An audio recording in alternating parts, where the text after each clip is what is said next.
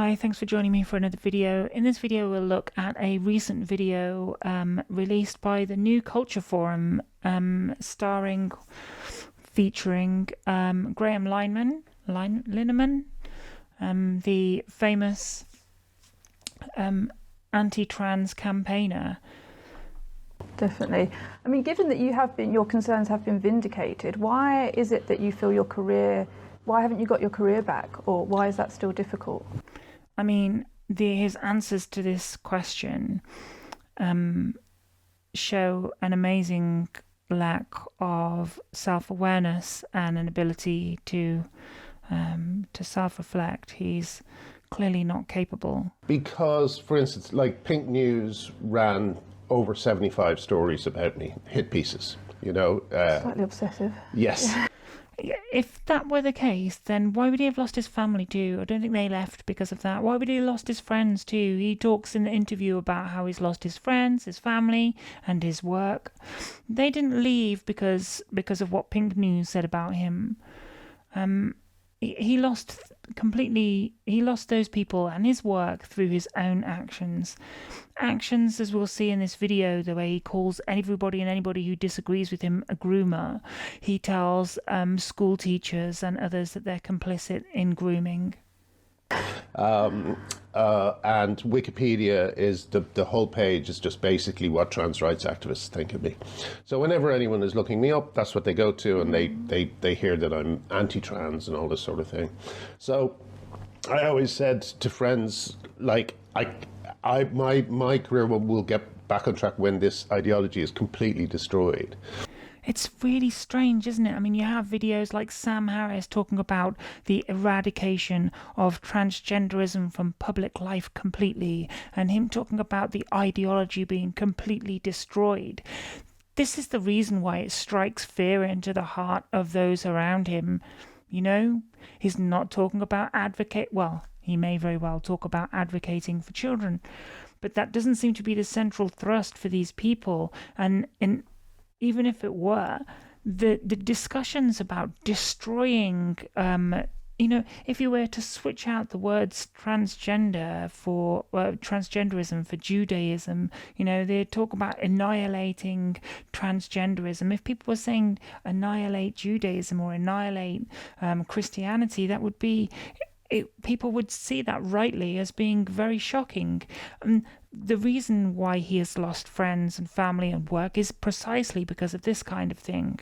And that's my focus. I just want to bury it. See, he talks about burying and destroying. I think it's evil. They're evil. They're groomers, and this is why people respond so strongly to it. An evil ideology. It's evil to cut bits off children. It's evil to try and, make women lose their livelihoods. These are pure evil. And it's hard to write comedy when pure evil exists in the world and is actually kind of in some areas winning. So I thought... let's defeat the evil. Let's defeat evil, which is a slightly high It's just amazing. He sits and laughs as he says it. bar, and then we can go back to trying to be funny. Okay. Trying to be. I remember the IT Crowd episode where where he has a trans character on who informs her partner that she is trans, but he mishears her, and later on when he realizes that she's trans, he beats her up and throws her through a wall. Hilarious. You were talking earlier about how the idea of it being a kind of a grooming. I mean, do you agree with that? Yes, do you see it? There's so many. I think it's the perfect word. I think it's a completely hyperbolic word for it. I mean, it's a complete misrepresentation, and one that doesn't attempt to create reasonable, justified arguments and appeal to somebody's rationality. He's not structuring arguments around it. What he's doing is he's going straight for the most serious allegations and labeling them onto everybody and anybody who disagrees with him. I was telling you earlier, there's a speech by a man named Alistair Gunn, and he was groomed as a child, and then as he grew older, he became a someone who hunted down Okay, and that's terrible and tragic. But I'm gonna guess that he wasn't groomed by trans people. groomers online. He said Just one thing they statistically. do is they will establish a relationship with a young man, and they will say, yes, well, the reason you hate your testicles is because you're really a girl. Okay, so notice how he started off by relaying a story about what his friend had been groomed said, and then goes into they will do this, they will do that. It's not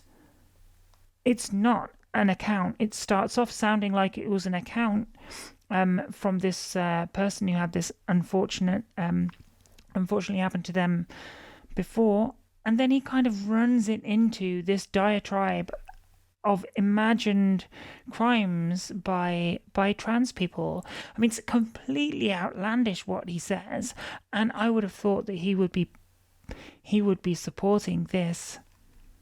And he said one thing they do is they will establish a relationship with a young man. Sorry, let's see briefly who it was and what he was saying from the beginning. A speech by a man named Alistair Gunn, and he was groomed as a child, and then as he grew older, he became a someone who hunted down groomers online. He said one thing they do is they will establish a relationship with a young man, and they will say, yes, well, the reason you hate your testicles is because you're really a girl.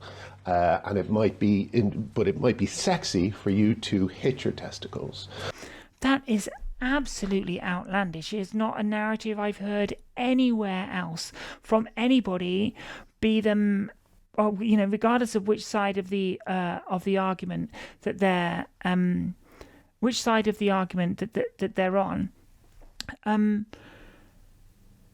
It's completely outlandish. So, I mean, he's introducing this here. Where's it from?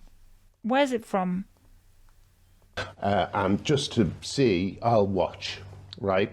So you have men who are literally online persuading these young men that they're girls so that they can get sexual pleasure out of fooling them and sometimes mutilating them completely.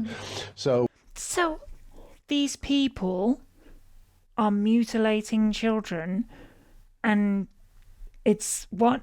So these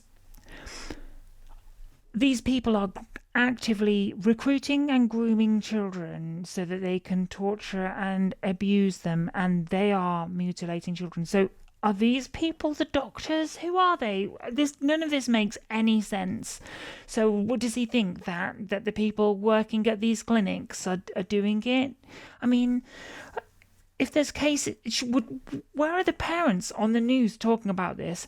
Where this is just made up from whole cloth. I cannot conceive of it being any other way. that's like the hardcore, literal definition of grooming. But there's other forms along the way that are carried out. Some of the grooming is even carried out by people who think they're being, incredibly good, but He's referring here to anybody who is supportive of a child who has these trans issues. He's referring to people like teachers, people like the healthcare workers, people like any supportive family members. like if you tell a child that it's even possible they were born in the wrong body, that is grooming. Exactly. And when you're shouting about any teacher who doesn't instantly and automatically shut down a child who says they're experiencing gender issues, who at all adopts any form of affirmative approach with them, he is suggesting that they are child groomers. This is absolutely outlandish. And this is the reason why his friends and family didn't want, why he's had so many people choose to leave his life. Can you imagine? Can you imagine trying to remain friends with a guy who said, if you do anything other than condemn these people, then you are yourself also a groomer? Because it's not true, and you're implanting a dangerous idea in a child's head. So I think grooming has always been the perfect word for what's going on. We're all being groomed into accepting things that we shouldn't be accepting. And now he's a victim. Another example is children's books written by so-called queer creators. They keep slipping in drawings of women, of young people with double mastectomies. Yeah. Just the little stitches on the chest. And this... Okay. Right. So if you have anybody with mastectomy scars in your books, then you're a child groomer. There you go. And you're undoubtedly doing it because you wish to torture and abuse children. There you go. This is portrayed as the most wonderful inclusion, and what it's actually doing is normalizing the idea that you can find your true self through mutilation, So I It's the language. It's just completely hyperbolic. Pick any other context where you refer to a surgical, where you refer to the accepted and recommended medical treatment. Yeah, any surgical intervention, when it is the recommended treatment. Give me another example where you're referring to that as a mutilation. Even cosmetic surgeries that people elect to have, people don't refer to those as mutilations. It's hyperbolic, it's excessive, it lacks compassion, and it is absolutely reactionary in a way that it is likely to cause people to respond to it, in a kind of stochastic terrorist way. It's a call to action. I feel very proud because I think I was actually the one that popularized that word. Oh, really? Yeah, there was a social worker whose name was Lisa Muggeridge, and she used to call it grooming.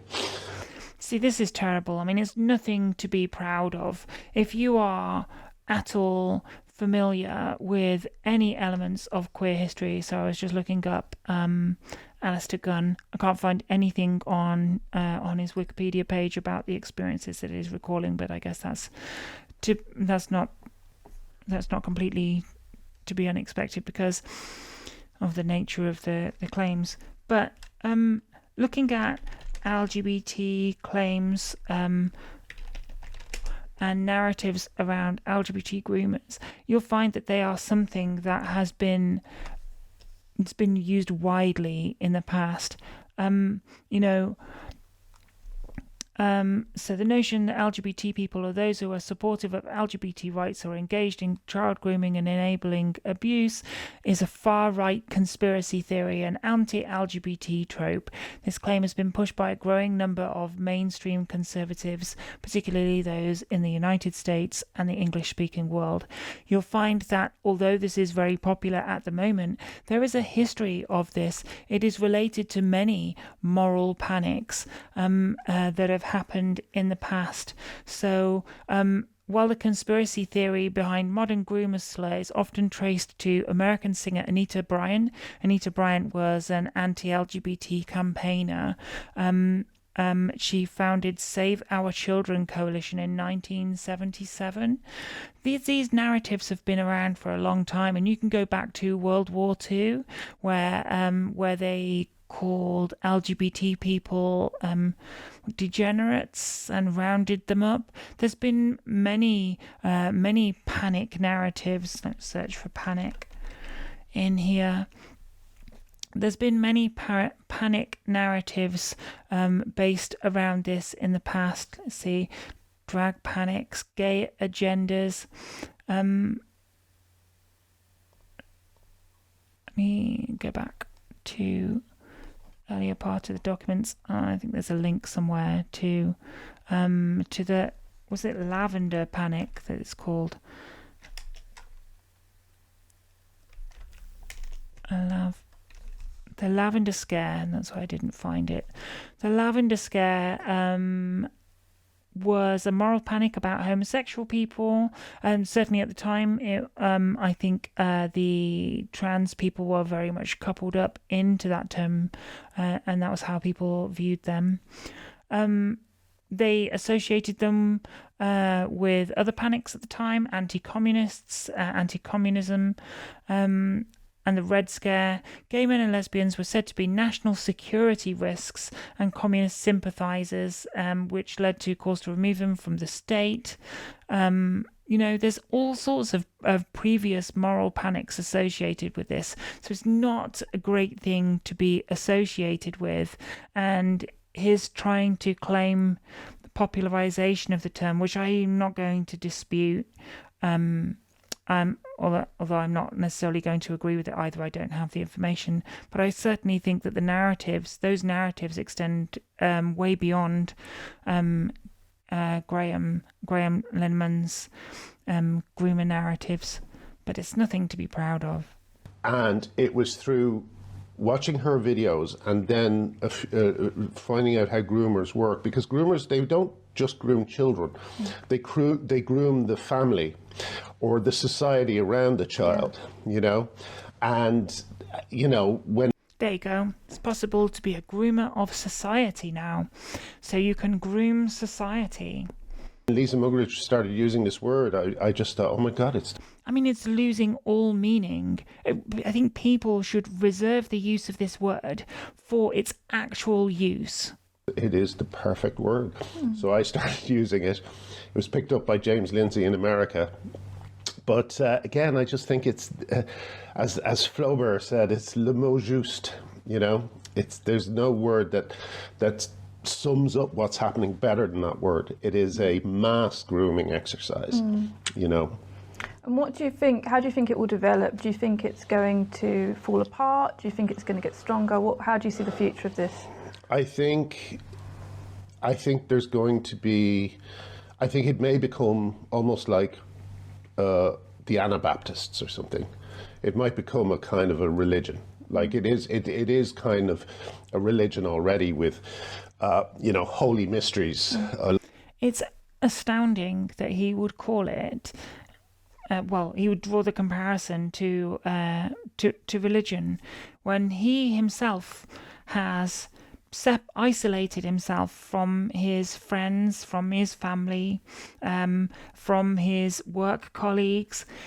He is acting with absolute cult-like behavior. His absolute devotion to his beliefs to the point where he isolates himself from others about it. His hyperbolic use, his belief in these weird narratives without I was going to say without adequate evidence, because you'd expect there to be a massive evidence for this, but I haven't seen him presenting any evidence for it. Like, men turning into women, women turning into men, people being born into the wrong body. All these are religious ideas. They're not religious ideas. It's the observation of it is an observable condition. It is a condition which we see repeated amongst different people, and it is a medical condition.